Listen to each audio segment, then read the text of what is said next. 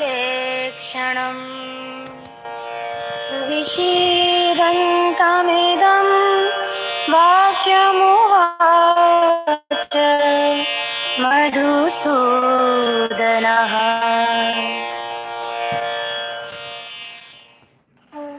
Sanjaya said, seeing Arjuna sinking in grief, filled with compassion, and his vision blurred due to tears in his eyes, Lord Madhusudana spoke these words to him. कुतस्त्वा कश्मलमिदं विस्मे समुपस्थितम्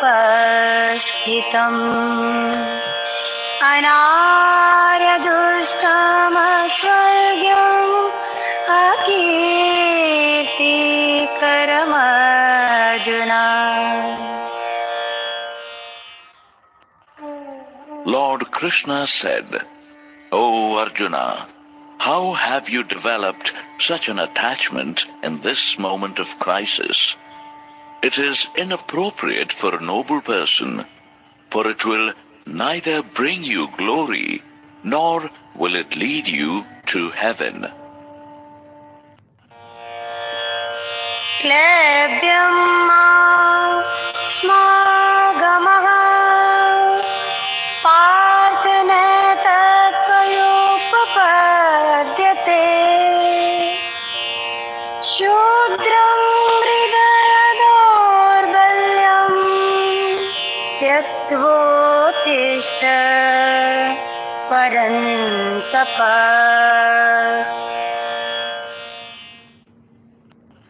O Partha, don't be a coward. It does not glorify you. O Parantapa, surrender your cowardice and stand up to fight. Parantapa, another name of Arjuna, meaning destroyer of enemies. कथं भीष्ममहं संख्ये द्रोणं च मधुसूदना इषुभिः प्रतियोत्स्यामि पूजार्हा वरिसूदना। Arjuna said, O Madhusudana, how will I use my arrows to fight against Bhishma and Drona in the battlefield? O Arisudana, both of them are worth worshipping. Arisudana, another name of Lord Krishna, meaning destroyer of foes. गुरून् हत्वा हि महानुभावान् श्रेयो भोक्तुं भैक्षमपि लोके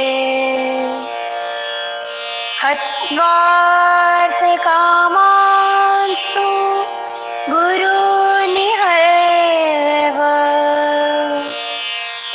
भुञ्जीय भोगान् रुधिर् प्रदेदधाम्।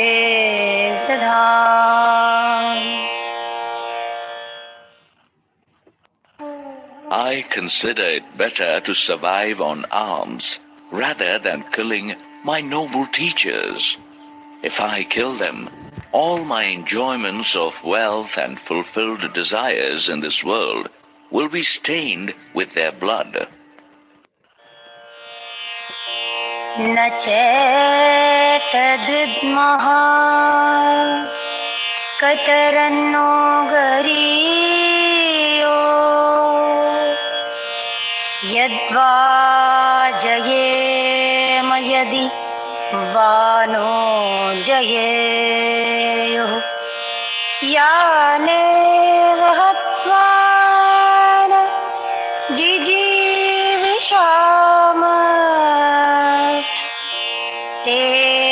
अवस्थिताः प्रमुखे धार्तराष्ट्रः We do not even know what to do. Should we win or let them defeat us? Those very sons of Dhritarashtra are standing against us in the battle, by killing whom we shall not want to live. कार्पण्यदोषो वहत्स्वभावः पृच्छामि त्वां धर्मसम्मूढचेतः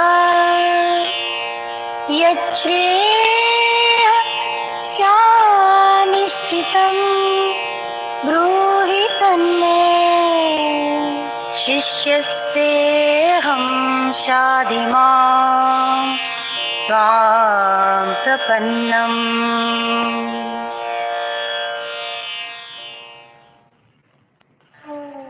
I feel helpless and full of compassion, and I am confused about what my duty is. Therefore, I request you to tell me that which is best for me, because I surrender myself to you. Please guide me as your disciple. नाहि प्रपश्यामि ममाप्नुद्याद्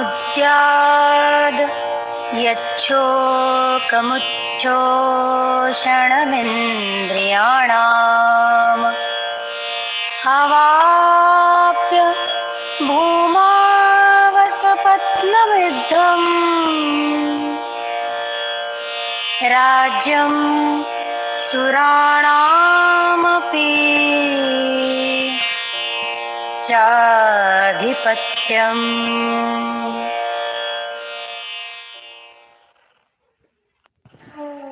Even if I achieve a prosperous and an incomparable kingship on the earth and win over the gods in the heaven, then also it would not take away the sorrow that burns up my senses. एवमुक्त्वा ऋषिकेशं गुडाकेशः परन्तप न योत्स्य इति गोविन्दमुक्त्वा तूष्णीं बभूवः.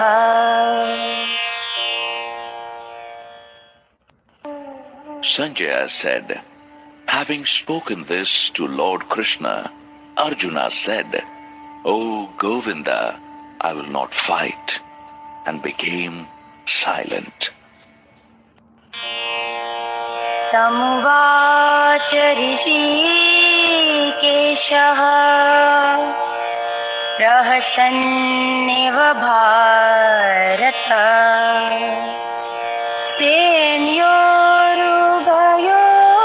सेनयोरुभयोर्मध्ये.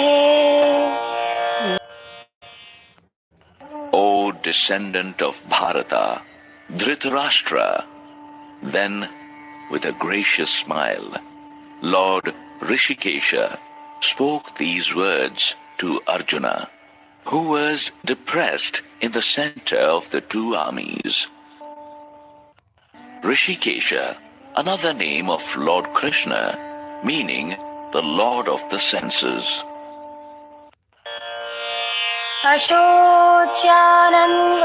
अशोच्यानन्वशोचस्त्वं प्रज्ञावादांश्च भाषसे गतासु न गतासूंश्च नानुशोचन्ति पण्डितः.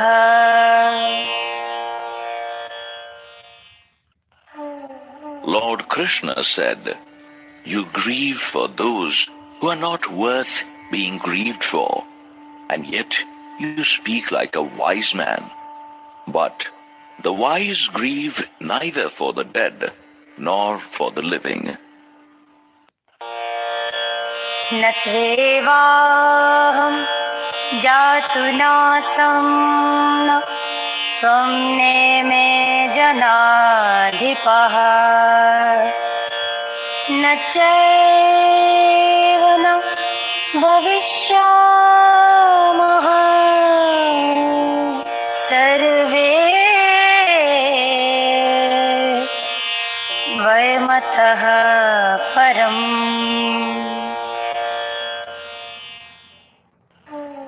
There was never a time in the past when I, you, or these kingsmen did not exist, and nor will there be any time in future when all of us shall not exist. देहिनोऽस्मिन् यथा देहे कौमारं यौवनं जरा तथा देहान्तरप्राप्तिर्धीरस्तत्र न मुह्यते.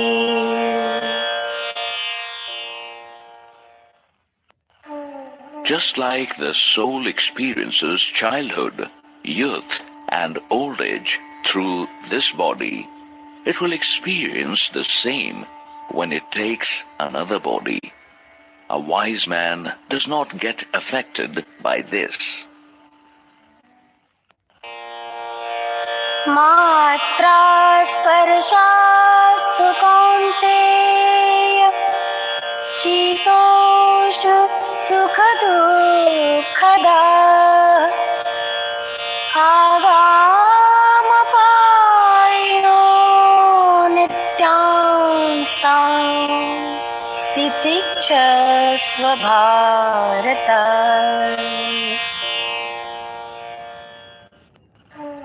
O Kaunteya, heat and cold, pleasure and pain are experienced due to the fortunes of our senses and their objects. They have a beginning and an end, and thus are impermanent. O Bharata, bear them bravely. Kaunteya, another name of Arjuna, meaning son of Kunti. यं हि न व्यथयन्त्येते पुरुषं पुरुषर्षभा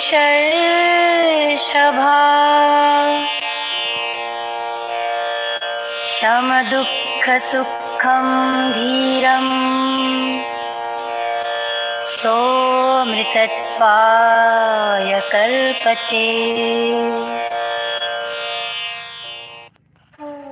O Purusharshobha, the wise who remains unaffected by circumstances and accepts pleasure and pain with equanimity is worth of immortality. Purusharshobha, another name of Arjuna, meaning the superior among men. नासतो विद्यते भावो न भावो विद्यते सतः उभयोरपि दृष्टोऽन्तस्तन्योस्तत्त्वदर्शिभिः. The untruth doesn't have a permanent existence. There is no dearth of truth which is permanent. The reality of these two has been realized by the wise. अविनाशी तु तद्विद्धि येन सर्वमिदं ततं विनाशं यस्यास्य न कश्चित् कर्तुमर्हति.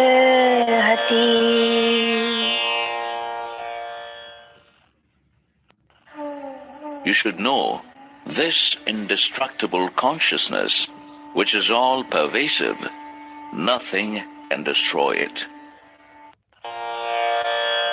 अन्तवन्त इमे देहा नित्यस्योक्ताः शरीरिणः अनाशिनो प्रमेयस्य तस्माद्युध्यस्व Bharata.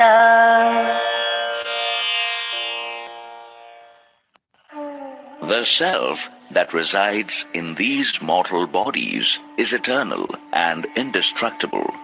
The body is destructible. Therefore, O Bharata, you fight. य एनं वेत्ति हन्तारम् यश्चैनं मन्यते हतम् उभतो न विजानीतो नायं हन्ति न हन्यते.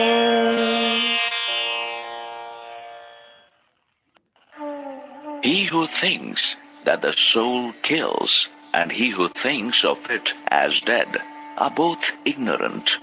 The soul neither kills nor does it ever die. न जायते म्रियते वा कदाचित् नायं भूत्वा भविता वा न भूयः अजो नित्यः शाश्वतोऽयं पुराणो न हन्यते हन्यमाने शरीरे.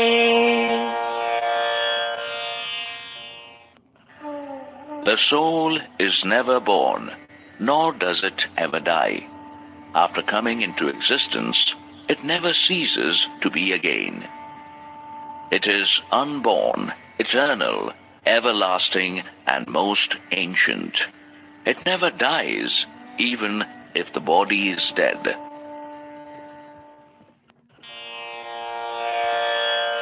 वेदा विनाशिनं नित्यम्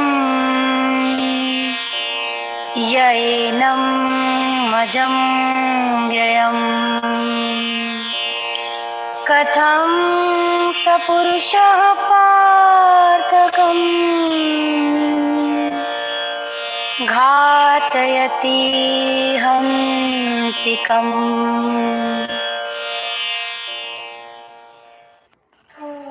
O Partha, the one who knows the soul as indestructible, immortal, unborn, and unchanging, how can he kill or cause someone's killing? वासांसि जीर्णानि यथा विहाय नवानि गृह्णाति नरोपराणि तथा शरीराणि विहाय जीर्णानि अन्यानि संयाति नवानि देहि.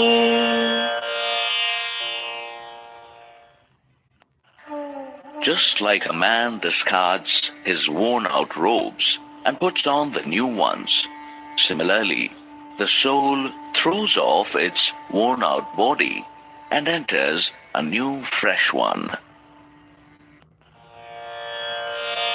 नैनं छिन्दन्ति शस्त्राणि नैनं दहति पावकः न चैनं क्लेदयन्त्यापो न शोष्यति मारुतः.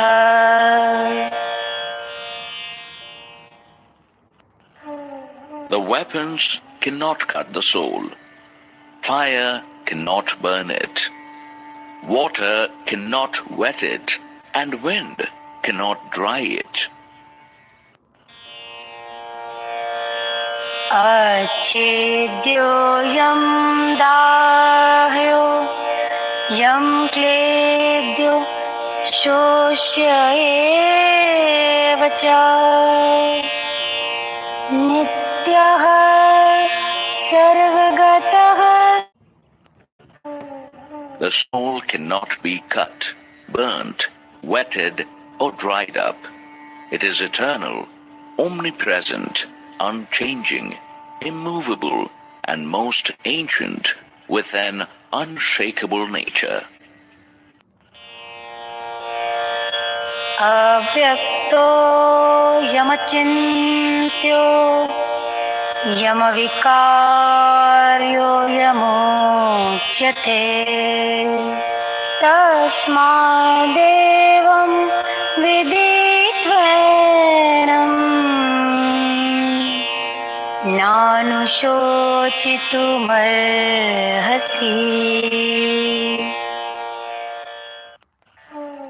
The soul is said to be unmanifested, unimaginable, and unchangeable. Therefore, you should not grieve after knowing this. अथ चैनं नित्यजातं नित्यं वा मन्यसे मृतम् तथापि त्वं महाबाहो नैनं शोचितुमर्हसि.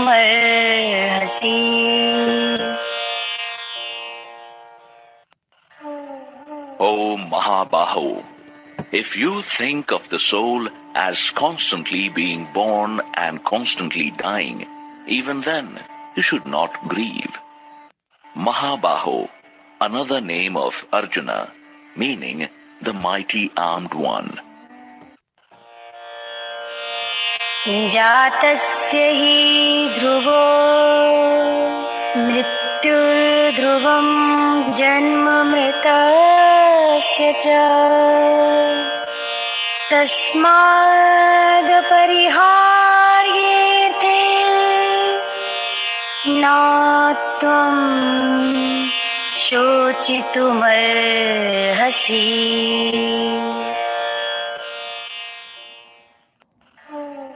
Death is certain for the born, and rebirth is certain for the dead. Therefore, you should not grieve for that which is inevitable. अव्यक्तादीनि भूतानि व्यक्तमध्यानि Bharata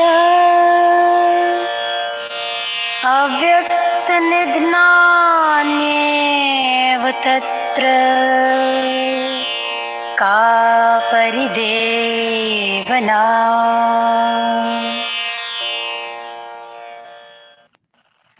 O Bharata, all beings are unmanifest before birth and after death. They appear only during the middle period. So what is there to grieve about in this? आश्चर्यवत् पश्यति कश्चिदेनम् आश्चर्यवद् वदति तथैव चान्यः आश्चर्यवच्चैनमन्यः शृणोति श्रुत्वापयेनं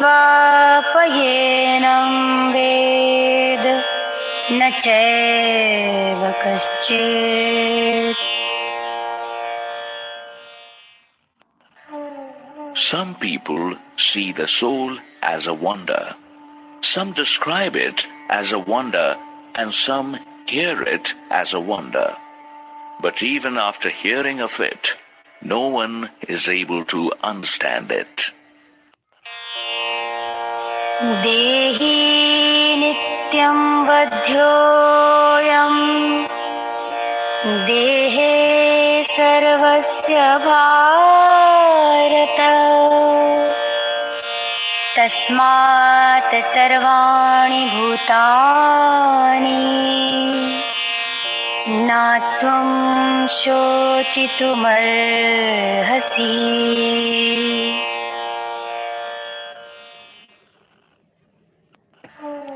O Bharata, the soul dwelling in this body is eternal and can never be killed. Therefore, you do not grieve for anybody. स्वधर्ममपि चावेक्षणा विकम्पितुमर्हसि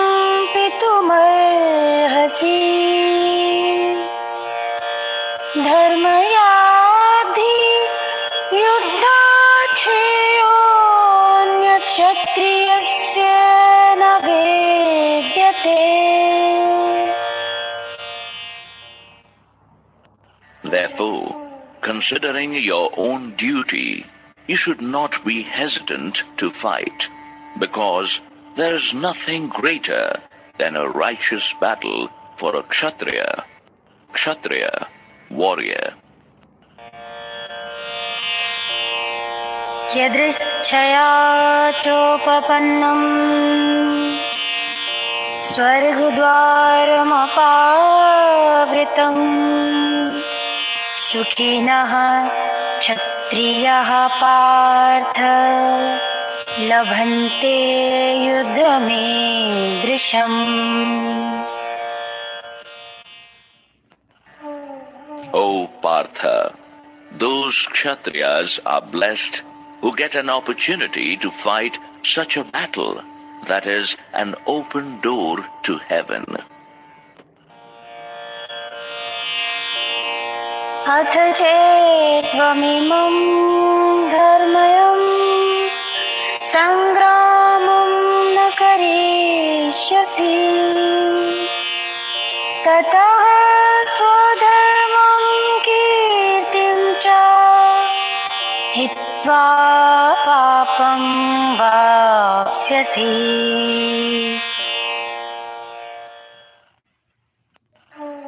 If you refuse to fight this war, then you shall incur the sins for turning away from your duties and honored position. अकीर्ति चापि भूतानि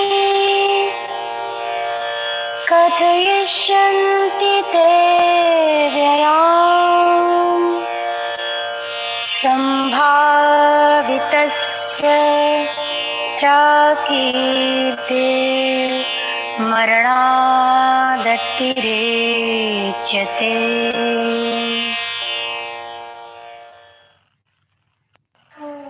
People will talk about your infamy.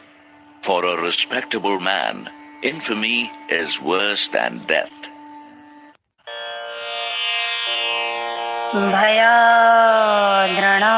भयाद्रणादुपरतं मंस्यन्ते त्वां महारथा येषां च त्वं बहुमतो भूत्वा यास्यसि लाघवम्. The great warriors will think that you have fled from the battlefield out of fear. You will be dishonored by those who once honored you. अवाच्य वादांश्च बहून् वदिष्यन्ति तवाहिताः निन्दन्तस्तव सामर्थ्यं ततो दुःखतरं किम्.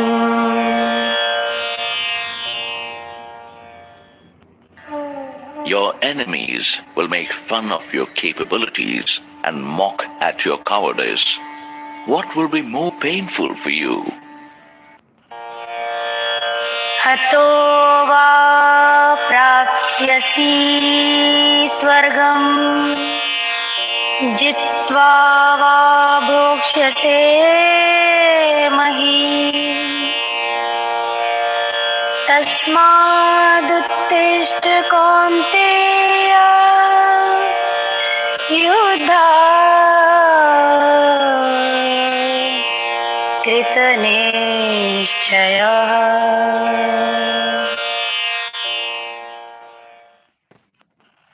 You will attain heaven if you get killed in the battle, or enjoy the kingdom if you win. Therefore, O Kaunteya, get up with a determination to fight. Sukha dukhe same kritva labha labho jaya jayo tato yuddhaya yujyasvanaivam papamavapsyasi.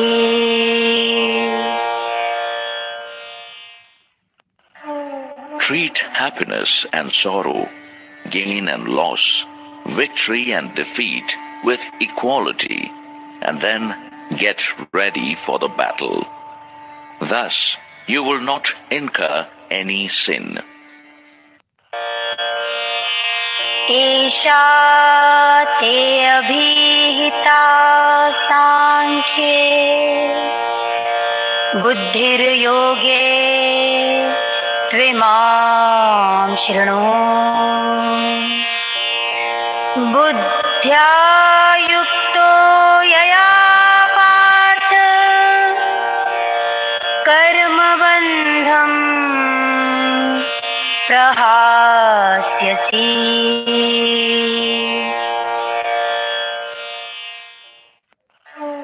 O Partha, this knowledge imparted to you is about Sankhya Yoga.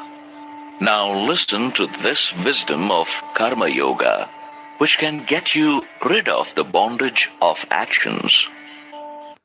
Sankhya Yoga, path of self-realization. Karma Yoga, knowledge of actions. हे पार्थ, यह बुद्धि सांख्य योग के विषय में कही गई है और अब तू कर्म योग के विषय में सुन। इस बुद्धि से युक्त होकर तू कर्म बंधन से छूट जाएगा।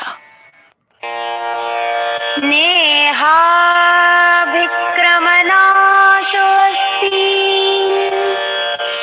प्रत्यवायो न भेद्यते स्वल्पमापयस्य धर्मस्य त्रायते महतो भयात्. Here, no effort goes in vain, nor is there any harm. Even a little practice of this Karma Yoga can save one from great fears. व्यवसायात्मिका बुद्धिरेकेह कुरु नन्दना बहुशाखा ह्यानन्ताश्च बुद्धयो व्यवसायिनाम्.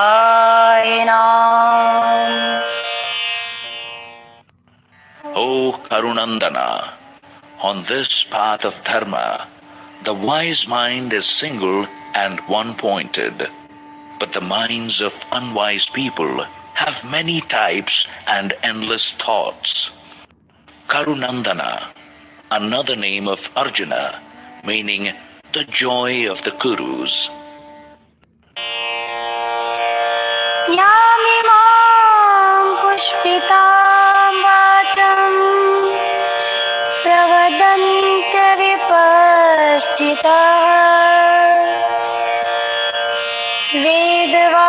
वेदवादर्ताः पार्थ नान्यदस्तीति वादिनः.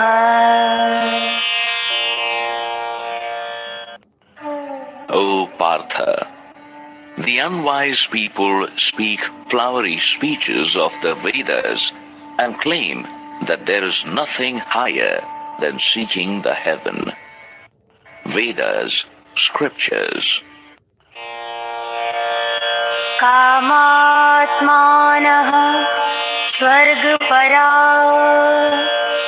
जन्म कर्म फल प्रदान क्रिया विशेष बहुला भोगैश्वर्य गतिं प्रति.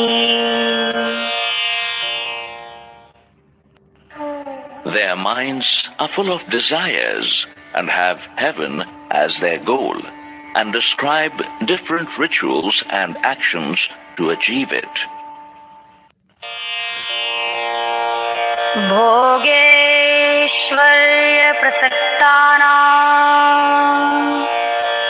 तयापहृत चेतसां व्यवसायात्मिका बुद्धिः समाधो न विधीयते.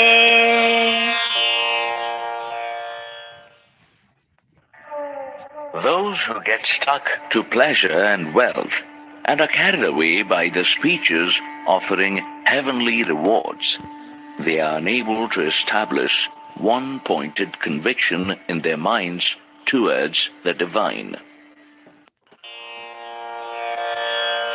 त्रैगुण्य विषया वेदा निस्त्रैगुण्यो भवार्जुना निर्द्वन्द्वो नित्यसत्त्वस्थो निर्योगक्षेम आत्मवान्. O Arjuna, the Vedas talk about the three gunas. You will be free from these three gunas and the pairs of opposites. Establish yourself only in sattva without any desires of acquisition and protection. Be established in the self. Gunas, qualities. Sattva, the quality of purity and harmony.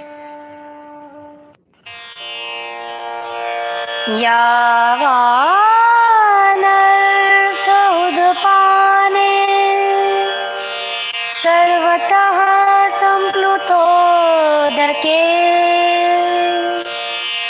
तावान् सर्वेषु वेदेषु ब्राह्मणस्य विजानतः. Just as a water reservoir has no relevance at a place flooded with water all over, similarly, an enlightened Brahmana who has realized the truth doesn't find much relevance in the Vedas. Brahmana, sage.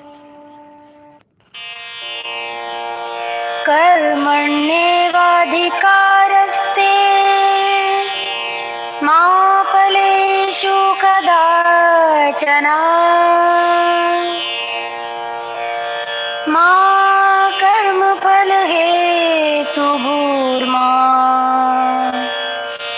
ते सङ्गोऽस्त्वकर्मणि.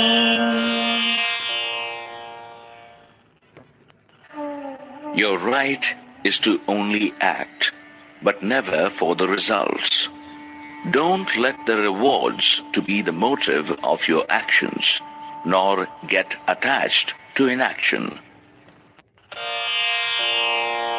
योगस्थः कुरु कर्माणि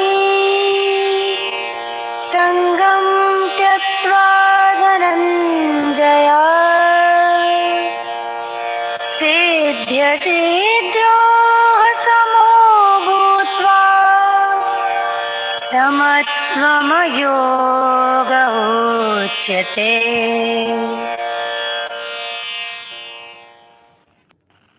O Dhananjaya, you perform your actions while dropping the attachment, considering success and failure equally, and being established in Karma Yoga. This evenness in mind is called yoga. Dhananjaya, another name of Arjuna, meaning the winner of wealth. दूरेण ह्यावरं कर्म बुद्धियोगा धनञ्जय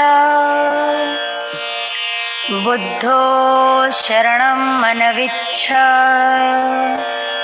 कृपणाः फलहेतवः.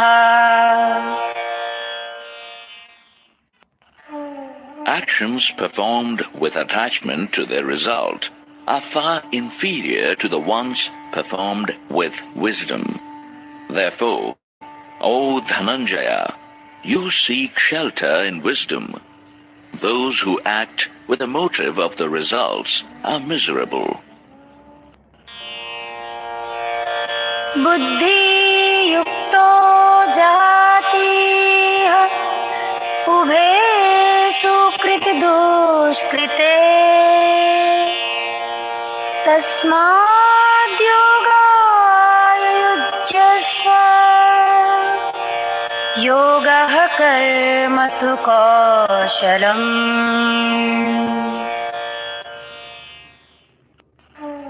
A wise man discards the good and the evil in this life. Therefore, devote yourself to yoga. It is the real skill in action. कर्मजं बुद्धियुक्ता हि फलं त्यक्त्वा मनीषिणः जन्मबन्धविनिर्मुक्ताः पदं गच्छन्त्यनामयम्. The wise who have given up attachment to the results of their actions and are thus freed from the bondage of rebirth, they reach a place which is beyond all evils. यदा ते मोहकलिलं बुद्धिर्व्यतितरिष्यति तदा गन्तासि निर्वेदम् श्रोतव्यस्य श्रुतस्य च. When your intellect goes beyond the entanglements of illusion, then you shall become detached to what has been heard and what is yet to be heard. श्रुति विप्रतिपन्ना ते यदा स्थास्यति निश्चला समाधावचला बुद्धिस्तदा योगमवाप्स्यसि.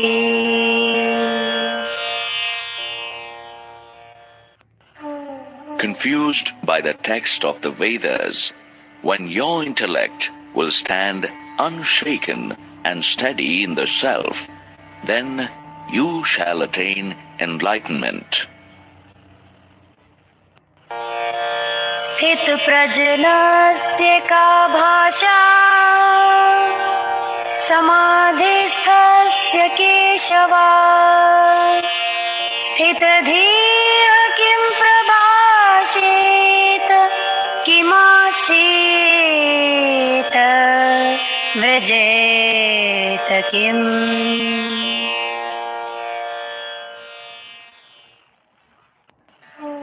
Arjuna asked, O Keshava, what is the description of him who has a steady mind and has attained this state of bliss? How does he speak? How does he sit and walk? विजहाति यदा कामान् सर्वान् पार्थ मनोगतान् आत्मन्येवात्मना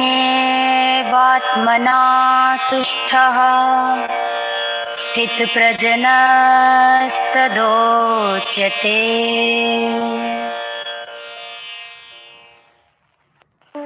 The Lord said, O Partha, when a man surrenders all the desires of his mind and remains satisfied in the self by the self, then he is said to be enlightened. दुःखेष्वनुद्विग्नमनः सुखेषु विगतस्पृहः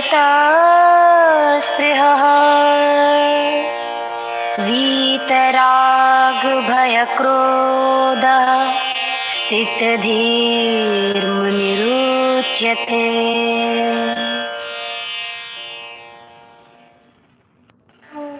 The one who is not shaken by pain, has no craving for pleasures, and is free from attachment, fear, and anger, is called a sage of steady wisdom.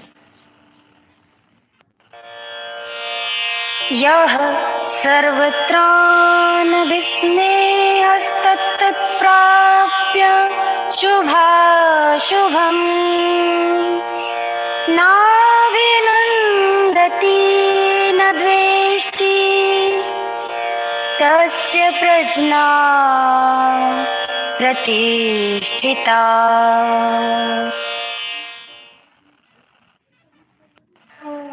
That person who is not bound by attachments and is neither happy nor sad for anything good or bad, his mind is stable. यदा संहरते चायं कूर्मोऽङ्गानीव सर्वशः इन्द्रियाणीन्द्रियार्थेभ्यस्तस्य प्रज्ञा प्रतिष्ठिता. Just as a tortoise withdraws its limbs, the one who withdraws his senses from the sensory objects is known to have steady wisdom. विषया विनिवर्तन्ते निराहारस्य देहिनः रसवर्जं रसोऽप्स्यस्य परं दृष्ट्वा निवर्तते. By taking away the senses from its objects, a self-centered man gets detached from the object, but his longing for pleasure continues. However, his longing also disappears once he sees the truth. यततो happy Kaunteya पुरुषस्य विपश्चितः इन्द्रियाणि प्रमाथीनि हरन्ति प्रसभं मनः. O Kaunteya, even the mind of a wise man is forcefully carried away by his senses in spite of his efforts for keeping it centered. तानि सर्वाणि संयम्य युक्त आसीत मत्परः वशे हि यस्येन्द्रियाणि तस्य प्रज्ञा प्रतिष्ठिता.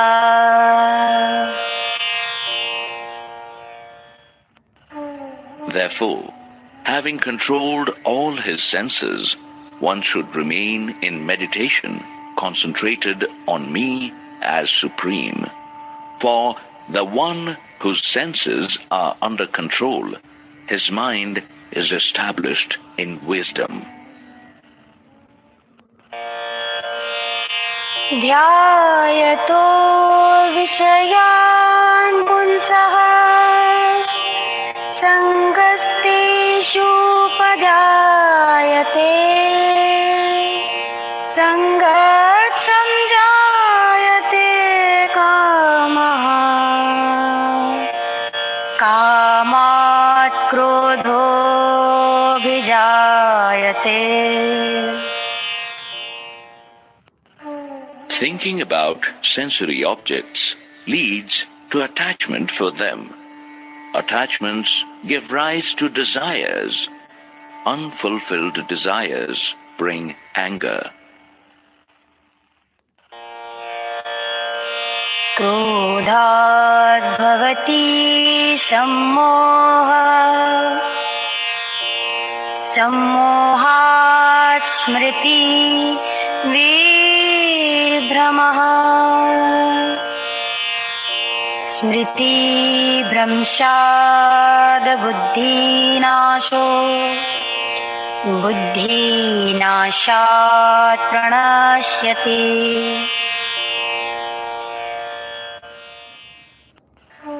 Anger brings in foolishness that further leads to unclear memory. Unclear memory destructs the intellect and ultimately brings downfall in the state of mind. रागद्वेष विमुक्तेस्तु विषयानिन्द्रियैश्चरन् आत्मवश्यैर्विधेयात्मा प्रसादमधिगच्छति.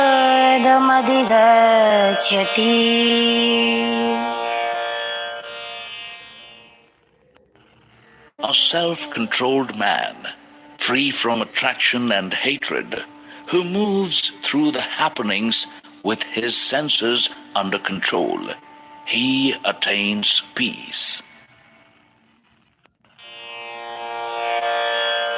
प्रसादे सर्वदुःखानां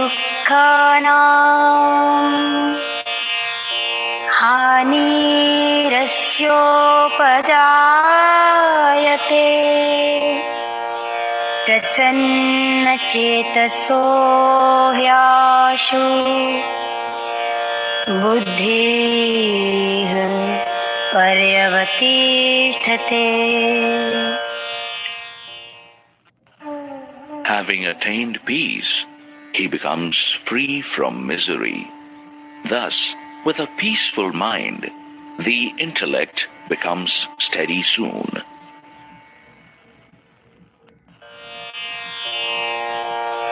नास्ति बुद्धिरयुक्तस्य न चायुक्तस्य भावना न चाभावयतः शान्तिरशान्तस्य कुतः सुखम्.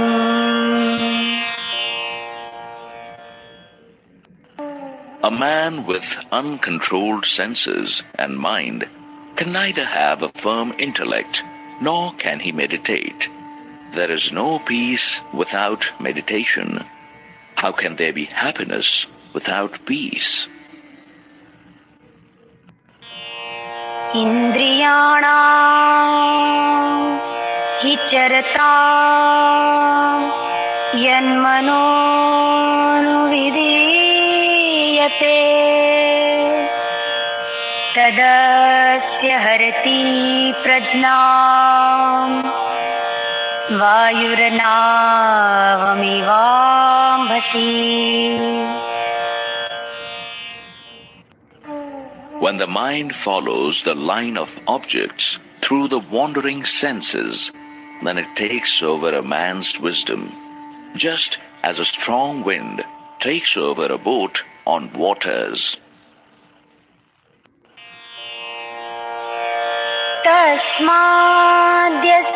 महाबाहो निगृहीतानि सर्वशः इन्द्रियाणि इन्द्रियार्थेभ्यस्तस्य प्रज्ञा प्रतिष्ठिता. Therefore, O Mahabaho, a person whose senses are under his control, he is said to be established in wisdom. या निशा सर्वभूतानां तस्यां जागर्ति संयमी. यस्यां जागृति भूतानि सा निशा पश्यतो मुनेः. A self-controlled man is awake when it is night for all the beings. When all the beings are awake, it is night for the sage who sees the truth.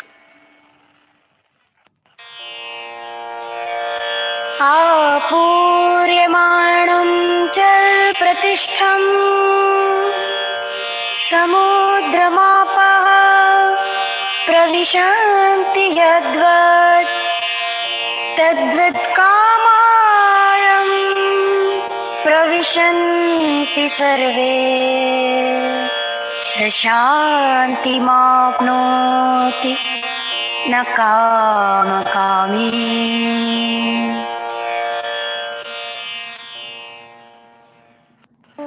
Even when water from various rivers flows into the ocean, it remains unchanged. Similarly, the self-controlled man who remains unaffected by desires attains peace, not the one who is full of desires. विहाय कामान्यः सर्वान् पुमांश्चरति निःस्पृहः निर्ममो निरहङ्कारः स शान्तिमधिगच्छति.